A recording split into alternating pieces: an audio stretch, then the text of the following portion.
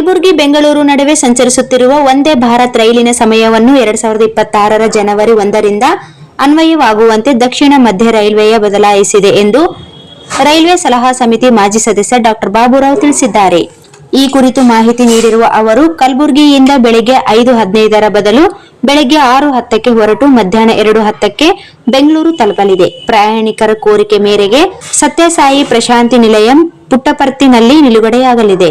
ಬೆಳಗ್ಗೆ 6:10 ಕಲಬುರಗಿಯಿಂದ ಹೊರಡುವ ರೈಲು ಸಂಖ್ಯೆ 22231 ವಾಡಿ, ಯಾದಗಿರಿ, ರಾಯಚೂರು, ಮಂತ್ರಾಲಯಂ ರೋಡ್, ಗುಂತಕಲ್, ಅನಂತಪುರ, ಧರ್ಮಾವರಂ, ಸತ್ಯಸಾಯಿ ಪ್ರಶಾಂತಿ ನಿಲಯಂ, ಯಲಹಂಕ ಮೂಲಕ ಸಾಗಿ ಮಧ್ಯಾಹ್ನ 2:10 ಬೆಂಗಳೂರಿನ ಸರ್ ಎಂ ವಿಶ್ವೇಶ್ವರಯ್ಯ ಟರ್ಮಿನಲ್ ತಲುಪಲಿದೆ. ಮಧ್ಯಾಹ್ನ 2:40 ಸರ್ ಎಂ ವಿಶ್ವೇಶ್ವರಯ್ಯ ಟರ್ಮಿನಲ್ನಿಂದ ಹೊರಡುವ ರೈಲು 22232 ರಾತ್ರಿ 10:45 ಕಲಬುರಗಿ ತಲುಪಲಿದೆ.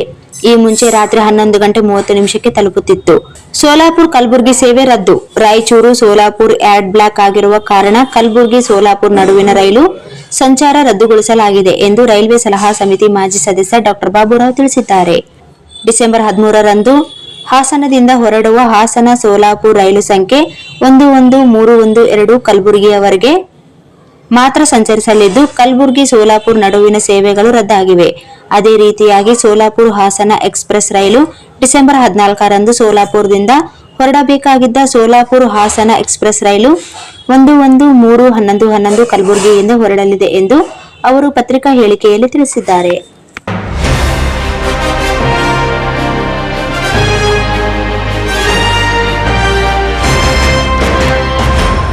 इस वीडियो को लाइक करें, हमारे चैनल को सब्सक्राइब करें और बेल आइकन जरूर प्रेस करें हमारी न्यू वीडियो सबसे पहले देखने के लिए।